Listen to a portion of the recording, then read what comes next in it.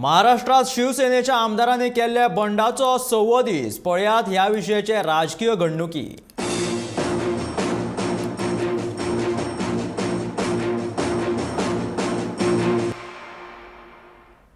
शिवसेनेचो बंडखोर फुडारी एकनाथ शिंदेक पक्ष मुखेली उद्धव ठाकरेन जुनाचे 20 तारखेक मुख्यमंत्री पदाची ऑफर दिल्ली, पण शिंदेन ती न्हयकारली आणि भाजपाच्या नादाक लागून शिवसेने वांगडा गद्दारी केल्ल्याचो आरोप महाराष्ट्राचो पर्यावरण मंत्री आणि मुख्यमंत्र्याचो चलो आदित्य ठाकरेन केला।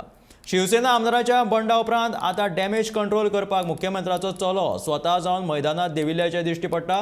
मुखावेली मुंबय महापालिकेची वेंचणूक दोळ्या सामकार दवरून शिवसेनेचे कार्यकर्ते फुटचे न्ही ह्या खातीर आदित्य ठाकरेन कार्यकर्त्यांचे मेळावे घेवपाक सुरवात केल्या।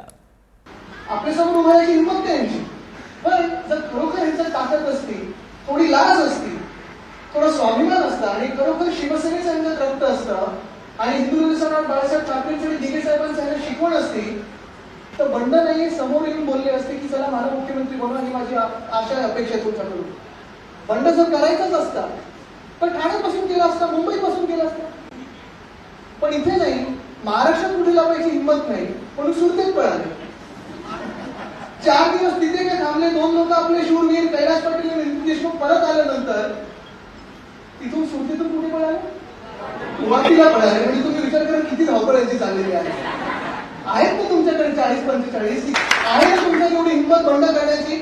आहे ना तुमच्या हिंमत शिवसैनिक म्हणून स्वतःला बोलायची चला आज राजीनामे द्या आणि समोर या, निवडणूक लढा आमच्या समोर, प्रत्येकाला पाडल्याशिवाय मी राहणार नाही।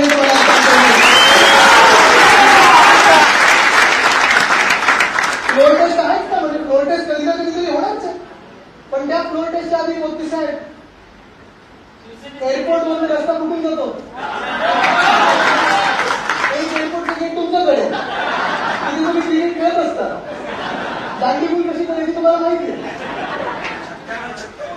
प्रत्येक शिवसैनिक तिथे उभा राहणार आहे, बघणार आहे। कदाचित ते सीआरपीएफ लावतील, कदाचित आर्मी लावतील, कदाचित वरतून हेलिकॉप्टर आणतील, लंडारे आणतील, आणून द्या।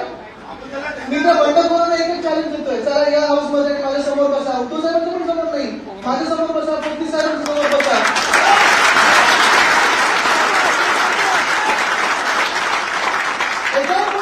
आम्ही काही करणार नाही, हाताची घडी ओठावर बोट, पण डोळ्यात डोळे घालून बघणार आहे आणि बोलणार आहे काय कमी केलं तुम्हाला सांगा, तुम्ही कोणाच्या नावावर जिंकून राहिले।